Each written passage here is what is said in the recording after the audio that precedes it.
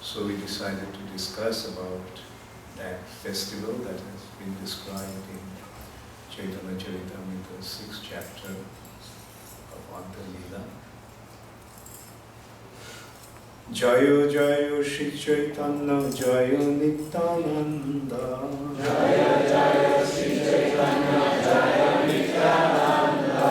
Jaya Dvaita Chandra Jaya Gaura Bhakta Vrinda. Jaya Dvaita Chandra Jaya Gaura Bhakta Vrinda.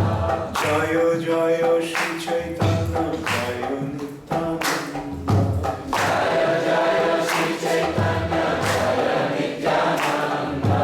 Jaya Dvaita Chandra Jaya Gaura Bhakta Vrinda. Jaya Dvaita Chandra Jaya Gaura Bhakta Vrinda. Jayo Jayo Shri Chaitanya Jayo Nityananda. Jaya Jaya Shri Chaitanya Jaya Nityananda. Jaya Dvaita Chandra Jaya Gaura Bhakta Vrinda. Jaya Dvaita Chandra Jaya Gaura Bhakta Vrinda.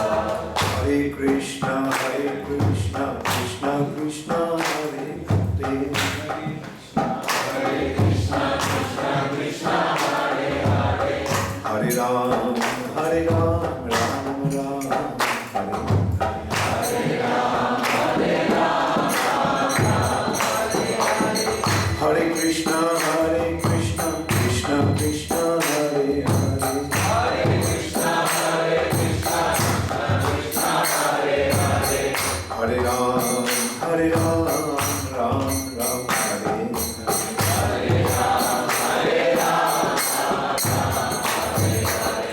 Hare Krishna, Krishna Krishna, Hare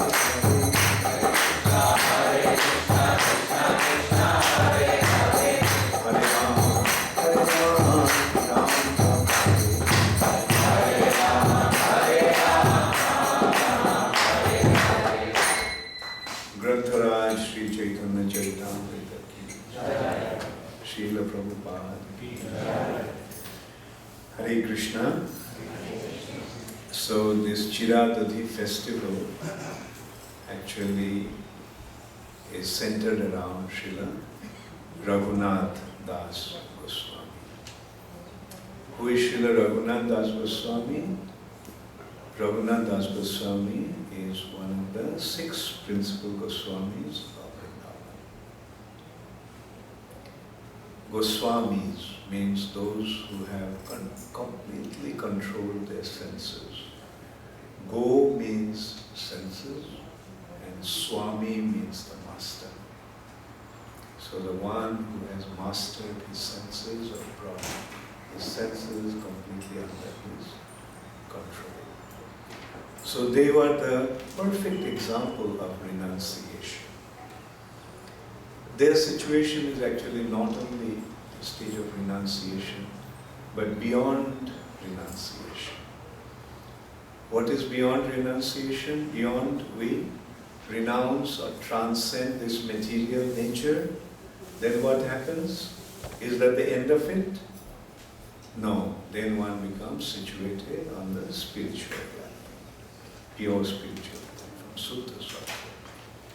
Material nature has 3 modes: ignorance, passion, goodness.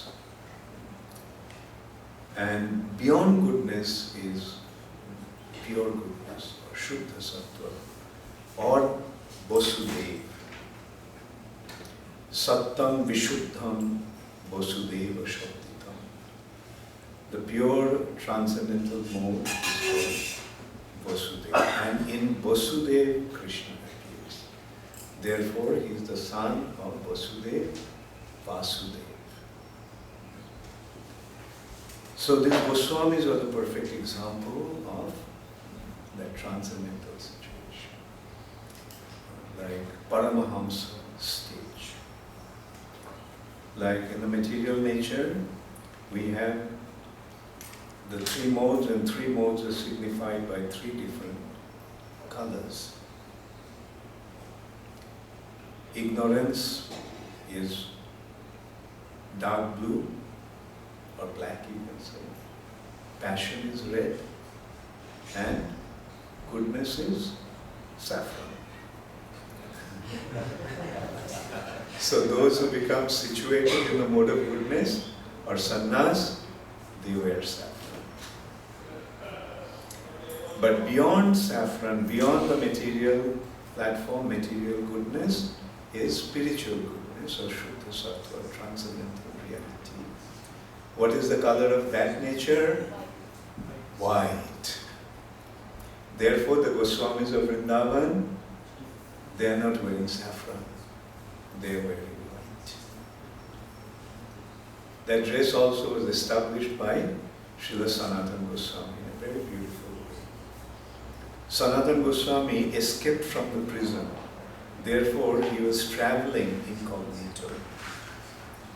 And when he arrived in Varanasi, where Chaitanya Mahaprabhu was there at that time, in the house of Tapan Mishra, Sanatana Goswami came to his meeting. But he didn't knock at the door. He didn't go inside. He was just sitting outside, waiting outside.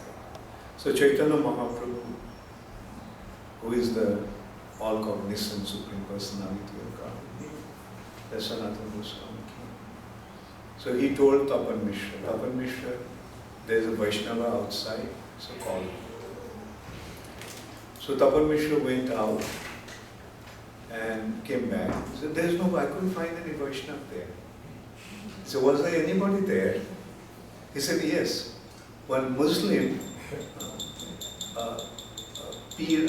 mullah, not mullah, Muslim mendicant was there. Yes. Darvish. So Chaitanya Mahaprabhu said, "Follow."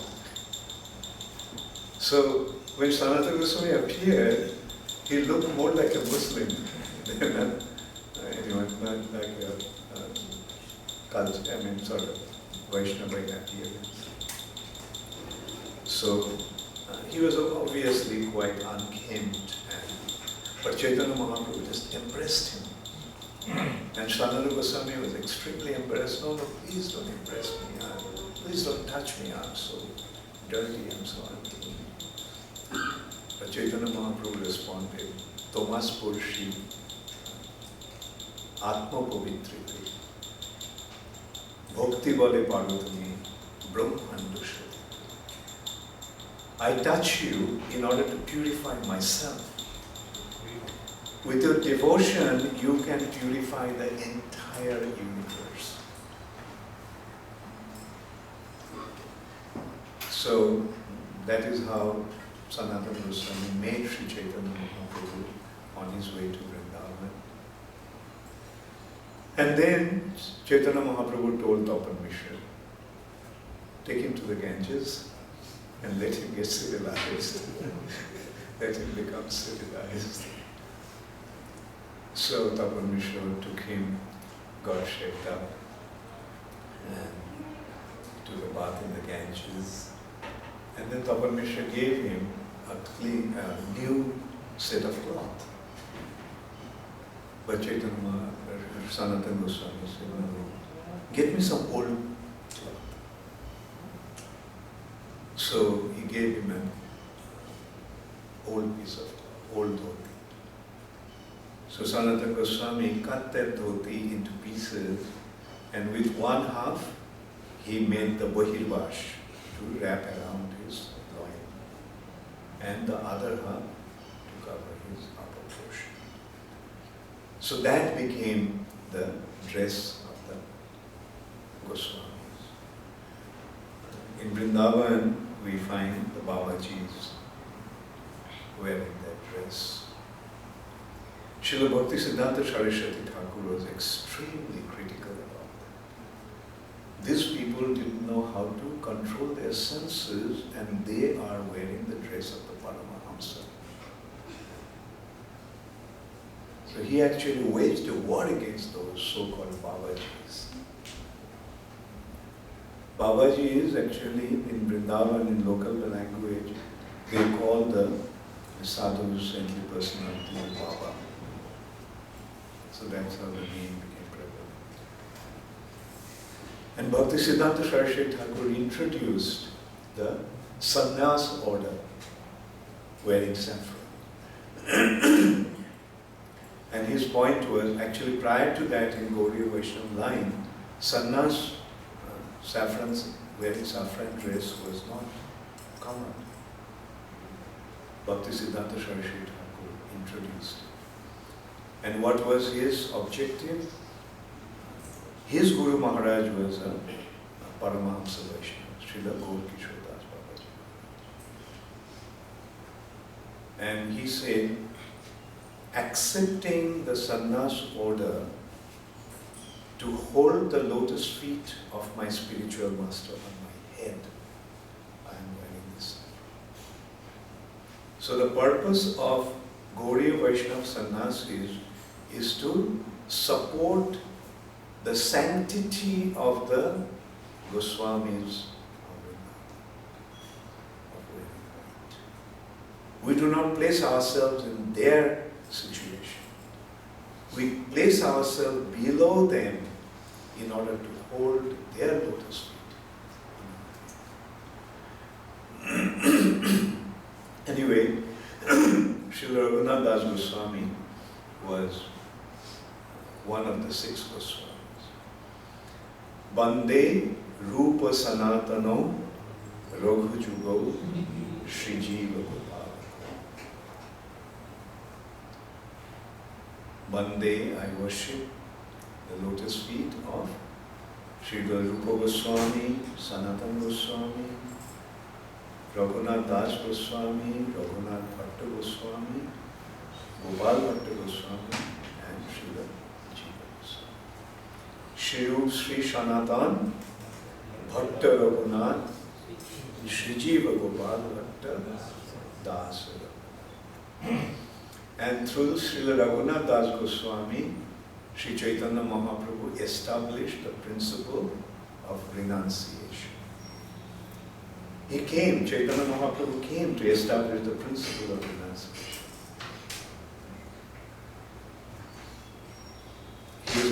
He came to establish the perfect renunciation. Vairagya Vidya Nija Bhakti Yoga. Vairagya Vidya, the culture of renunciation, the science of renunciation, which is non-different from his own Bhakti Yoga. So, Bhakti Yoga and renunciation go hand in hand. Bhakti pareshanubhava viraktir annatra cha. As one develops his bhakti or devotion to the lotus feet of the Lord, he develops virakta. Virakti means detachment. The actual word virakti means disgust. As one develops his attachment to Krishna, he becomes disgusted with this material nature. Like, there is nothing to artificially cultivate. It's simply, we simply have to practice devotional service, and detachment will automatically happen. That is the real renunciation. There are two types of renunciation. Yukta Vairagya and Phalgu Vairagya. False renunciation. Prapanchika taya buddha hari sambandhi vastuna mumukshu bhi parityaga vairagyam phalgu kathati. The objects that could have been engaged in the service of the Lord, if one thinks that those objects are mundane, prapanchik, material, considering the objects that could be engaged in Krishna's service, if one considers them to be material and rejects them, that is called false renunciation. Apparently they may appear to be renounced, but that renunciation is false renunciation. And what is Yukta Vairagya? The Yukta Vairagya, or actual renunciation, is to be engaged in serving Krishna. And that is anashaktasya vishaya, becoming totally anashakta, detached with vishaya, objects of the material nature, objects of sense gratification. Being detached, being unattached to those objects, but accepts whatever is, whatever can be engaged in serving Krishna. Nirbandha, Krishna sambandha. Not in relation to himself, but in relation to Krishna. Yes, this can be engaged in serving Krishna. I'll accept. In this respect, there is a very nice example. That a Vaishnava sees that the vultures are flying. So he becomes very happy. Why? Because vultures are flying means some cow died. Why is he happy? Because now he thinks that he'll take the skin of the cow and make mridanga and spread the whole thing. So this is the outlook of a Vaishnava. Whatever can be engaged in serving Krishna, he just accepts that. And Raghunath das Goswami is the perfect example of renunciation. Son of a king, extremely wealthy person. I mean, we cannot really calculate their wealth. Like, And he is the only son of the family. And Raghunath das Goswami came across Sri Chaitanya Mahaprabhu's teachings. He heard about Chaitanya Mahaprabhu from Haridas Thakur, who was visiting their house. And so he became attached to Sri Chaitanya. He was a little young boy. At that age, he became attached to Sri Chaitanya.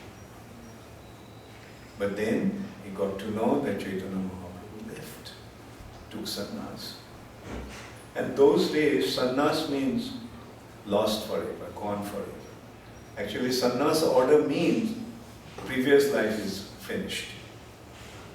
Actually, in proper sannyas culture, when one takes sannyas, there is a part of the ceremony that is death, cremation, and Shraddha ceremony. So previous life, although he is in the same body, but he is dead. His body, through ceremony, not physically, but through ceremony the body is burnt and the posthumous activities or posthumous rituals are conducted. And then that is done, sannyas, or he leaves on and has no connection with his previous life. And when you leave, nobody would know where you went. Those days communication was not so easy. So when one left home forever. So when Chaitanya Mahaprabhu took sannyas, everyone thought that, well, he's gone forever. We'll never get to see him. But Nityananda Prabhu very mercifully, recognizing the condition of the residents of Navadvip and those who are fond of Sri Chaitanya Mahaprabhu, misled him. Chaitanya Mahaprabhu, after taking sannyas, he was going to Vrindavan. He was running. For 3 nights and 3 days, 3 days and 3 nights, he just ran and ran. And 3 of his companions also followed him. Nityananda Prabhu, Chandrasekhar Acharya, and Mukunda. They also ran along with him. But Nityananda Prabhu tricked him. He brought him back to the Ganges, on the bank of the Ganges. And when Chaitanya Mahaprabhu saw some cowherd boys tending cows and chanting Hare Hare, Hare Krishna Mahamantra, they were very happy, he was very happy. And Nityananda Prabhu told these boys too, that if he asks where is Jamuna, they should indicate way to Ganges. So when Chaitanya Mahaprabhu asked, do you know the way to Jamuna? And they said, yeah, that way. And this way came to the Ganges, and thinking that Ganga was Jamuna, he jumped into the river. And in the meantime, Nityananda Prabhu sent Chandrasekhar Acharya to Advaita Acharya, which was the other side of the Ganges, and told him to come with a boat. And then he told him to go to Navadvip and bring Sachimata to meet Chaitanya. So this is how he tricked him, and so that Chaitanya Mahaprabhu went into the river, and then he saw Advaita Acharya coming in a boat. So he asked him, Advaita, how did you come here?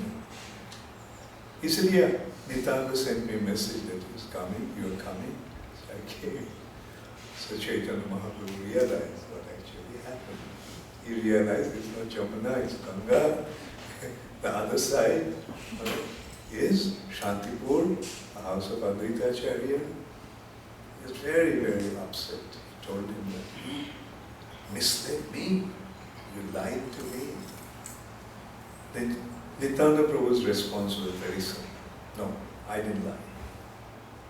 Wherever you are, that's Vrindavan.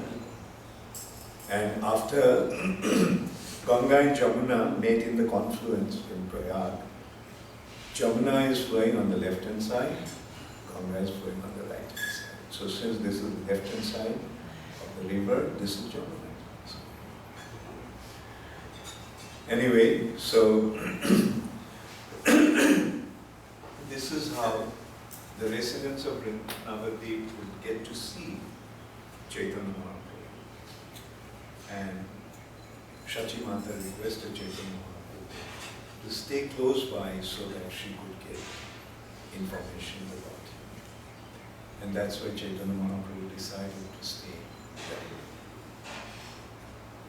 And so this is how Chaitanya Mahaprabhu made the residents of Navadvip, aided by Shachi Mata, and Raghunath das Goswami also got the news.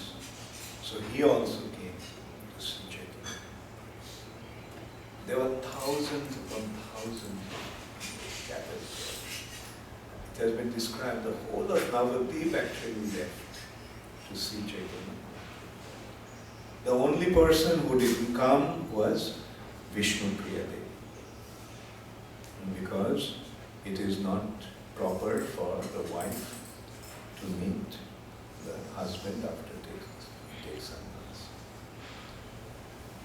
And so this is how Chaitanya Mahaprabhu Raghunath das Goswami met Chaitanya Mahaprabhu. Actually, there was no possibility of meeting Chaitanya Mahaprabhu, but Raghunath das Goswami's father and uncle were patronizing Advaita Acharya. They were very close. So when he got to know, when Advaita Acharya got to know that Raghunath das Goswami came, so he took him to Chaitanya Mahaprabhu. And Raghunath das Goswami also wanted to leave everything and go with Chaitanya. But Chaitanya Mahaprabhu mildly chastised. No, don't artificially take sannyas. Just stay at home and be engaged in household activities with a mood of detachment.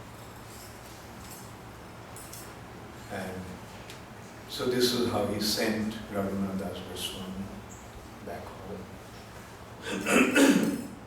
He was also fortunate due to Srila Advaita Acharya Prabhu's mercy. He got the remnants of Chaitanya. And so he went home. So I will just read from Chaitanya Charitamrita, this part. Raghunath das Goswami's condition has been established here beforehand in this chapter. And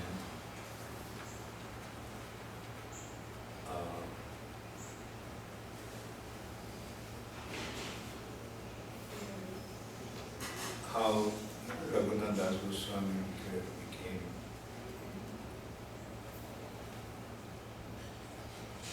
Purbe Shantipure Raghunath Jabe Aida Mahaprabhu Kripa Kori Tade Shikhaida. When Raghunath Das during his family life went to meet Sri Chaitanya Mahaprabhu in Shantipur, the Lord gave him worthy instructions by his causeless mercy. Instead of becoming so-called renunciate, Raghunath Das, following the instructions of the Lord, returned home and played exactly like a pound and shillings man. This is a very typical English expression, pound shilling man. The literal translation in America will be dollar cent man.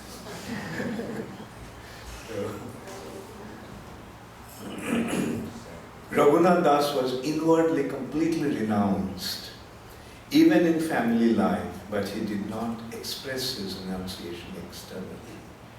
Instead, he acted just like an ordinary businessman. Seeing this, his father and mother were satisfied. Prior to that, he was trying to run away and they were catching him, bringing him back. So they got him married to a very beautiful woman. And So, but now it seems that Raghunath is very much involved in his household activities. So his parents became very happy. The parents become happy when they get involved in household. Most of the parents. But in Krishna consciousness is different. So there is one incident, I'll just briefly read about it. Okay, I'll just describe that. So, Raghunath, so at that time, when Chaitanya Mahaprabhu returned from Mathura, Vrindavan, so Raghunath das Goswami decided to go to meet Sri Chaitanya.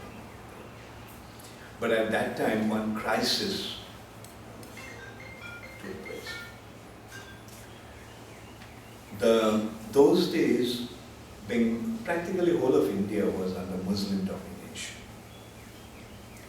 The king of Bengal was, as we know, Hussain Shah. And he had his subordinate landlords who were actually collecting the tax. And Raghunath das Goswami's father and uncle used to actually collect 2 million Bishloko, 20 lakhs, gold coins. And so mind you, those days, 1 rupee, we can't even imagine what was the value of that. And their collection was not in rupees but in gold coins. 20 lakh gold coins. 2 million gold coins. Not $2 million. 2 million gold coins was their collection. But he was depositing 12,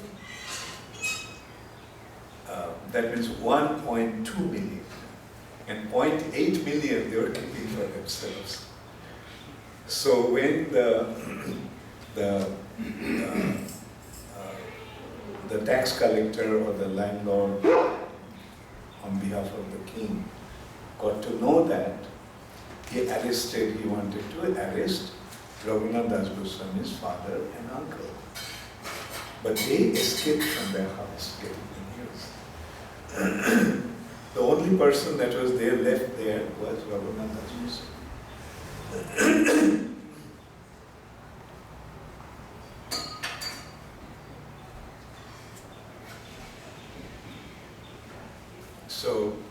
So they arrested Raghunath das Goswami.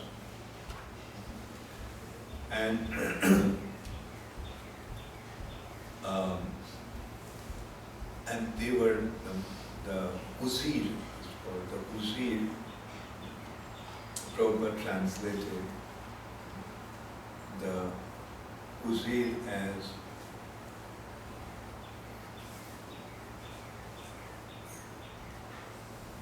minister in charge. Prabhupada translated Uzir as the minister in charge. And he was threatening him every day.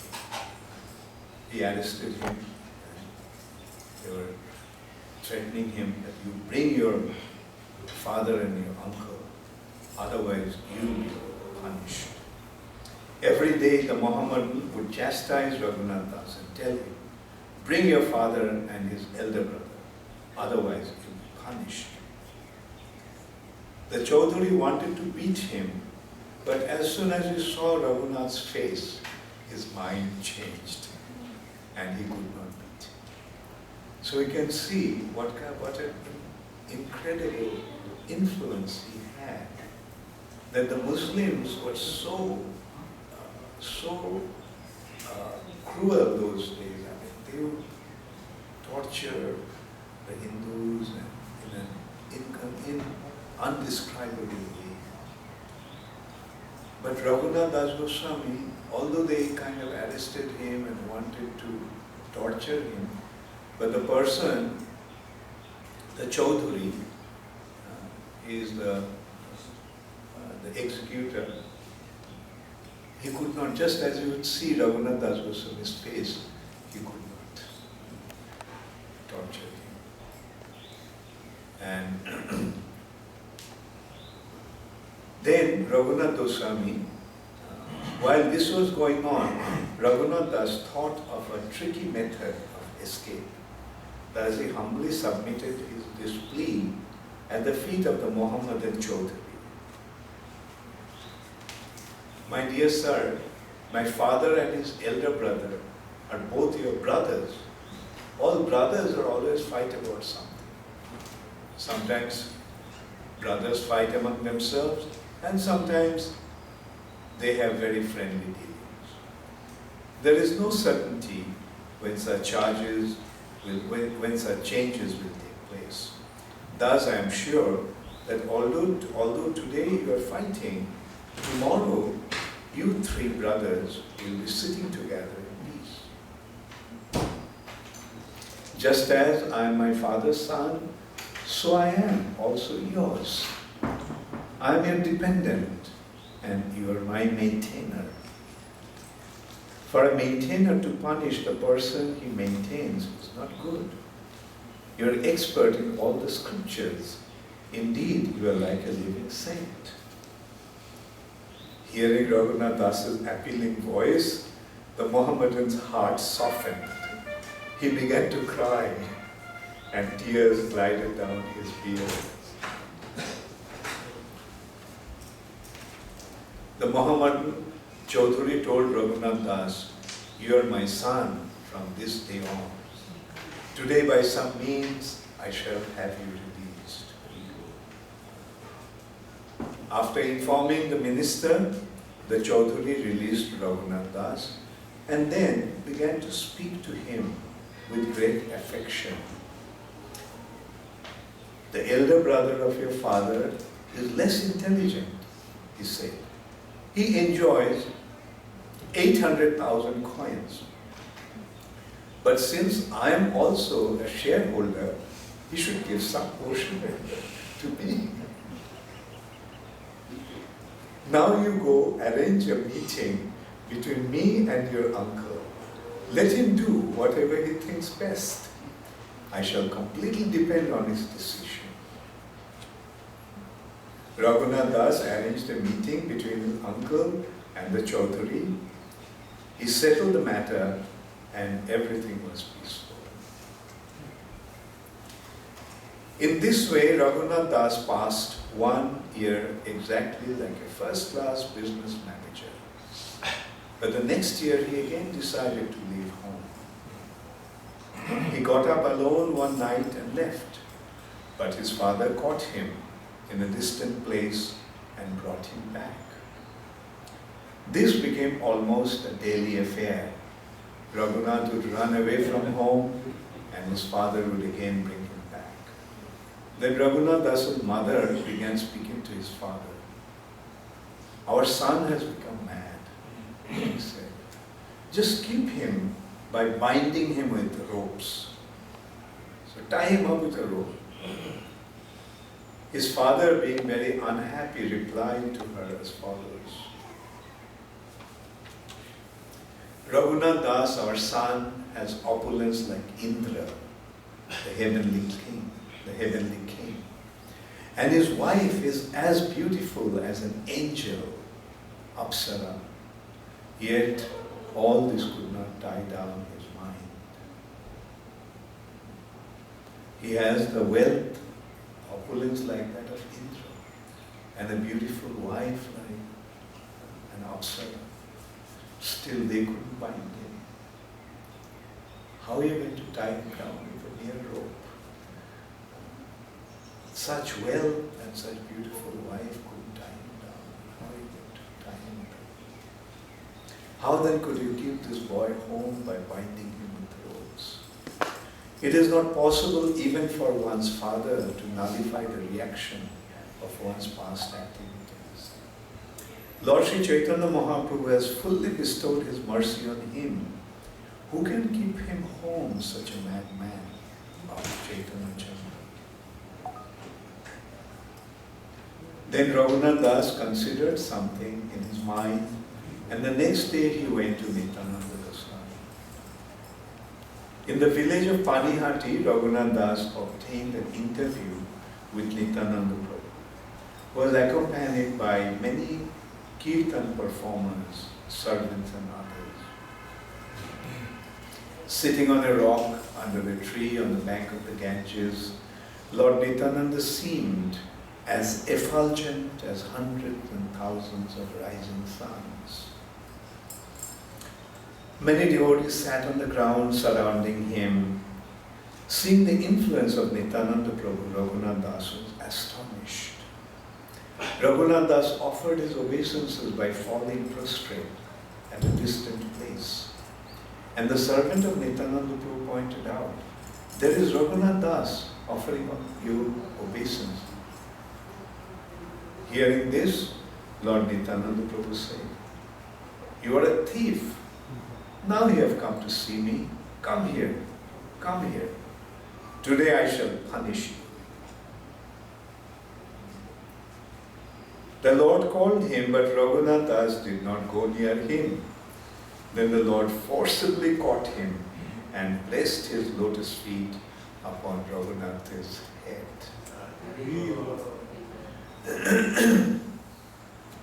Lord Nityananda was by nature very merciful, funny. Kautuki Nityananda, he was funny. Being merciful, he spoke to Raghunath Das as follows.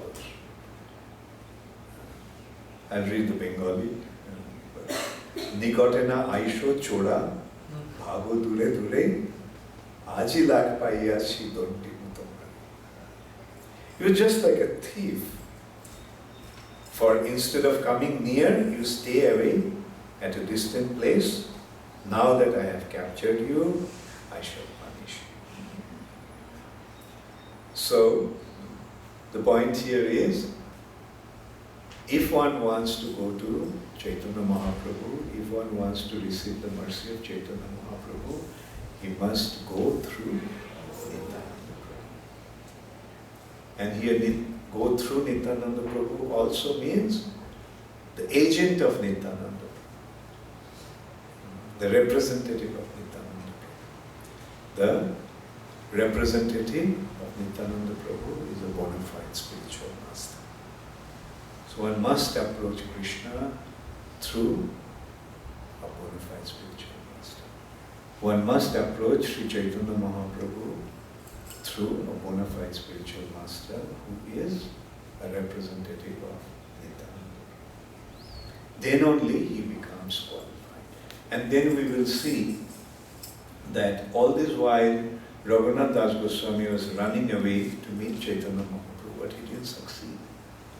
But now that he came to Nityananda Prabhu, this time he succeeded. I'll come to that later on. So Nityananda Prabhu decided to give him punishment. What is the punishment? You have to feed all my associates with chipped rice and yogurt. So that is the festival. Dodhichira bhakkon karaho mor gane shuni anandito hoilo Raghunath. Make a festival and feed all my associates yogurt and chipped rice. Hearing this, Raghunath Das was greatly pleased. Raghunath Das immediately sent his own men to the village to procure all kinds of eatables and bring them back. Raghunath Das brought chipped rice, yogurt, milk, sweetmeats, sugar, bananas, and other eatables and placed them all around. As soon as they heard that a festival was going to be held, all kinds of brahmanas and other gentlemen began to arrive. Thus, there were innumerable people. Seeing the crowd increasing, Raghunath Das arranged to get more eatables from other villages He also brought 200 to 400 large round earthen pots. 400 large pots. More than 400. How many do you have here? Today? Anyway, at the time of auction, we'll see. He also obtained 5 or 7 specially large earthen pots, and in these pots a Brahmana began soaking chipped rice for the satisfaction of Lord. In one place, chipped rice was soaked in hot milk in each of the large pots. Then half the rice was mixed with yogurt, sugar and butter. The other half was mixed with condensed milk and special type of banana known as champakala. The sugar, clarified butter and camphor were added. After Nityananda Prabhu had changed his cloth for a new one and sat on a raised platform, the Brahmana brought before him the 7 huge pots.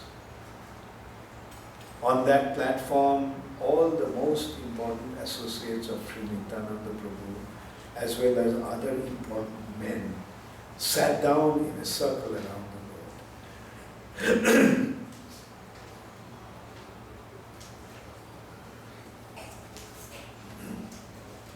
Among them were Ramdas, Sundarananda, Gadadhar Das, Murari, Kamalakar, Sadashiv, and Purandar.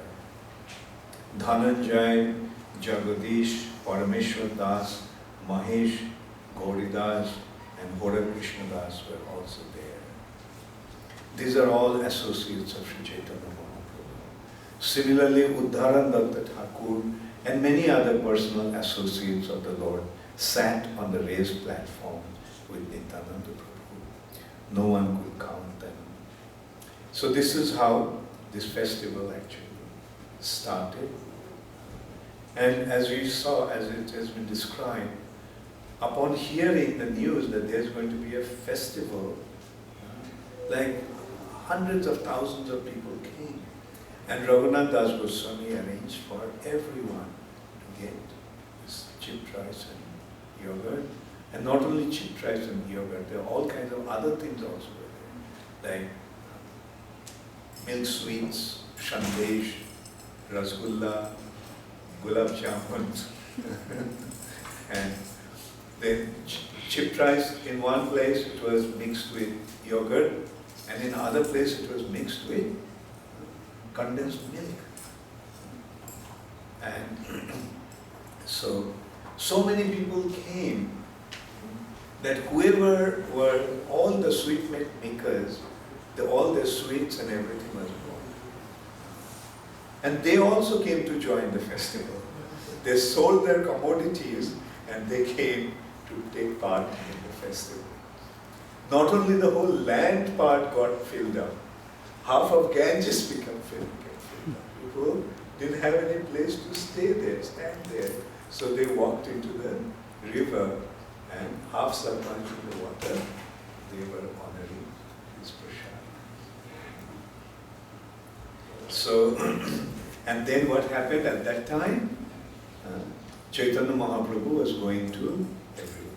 Oh yeah, okay. We can continue tomorrow morning with the class. Okay. If you like. So, okay, so tomorrow morning. Thank you very much. It's a good start, then tomorrow we hit the All trip. glories to Shri Prabhupada.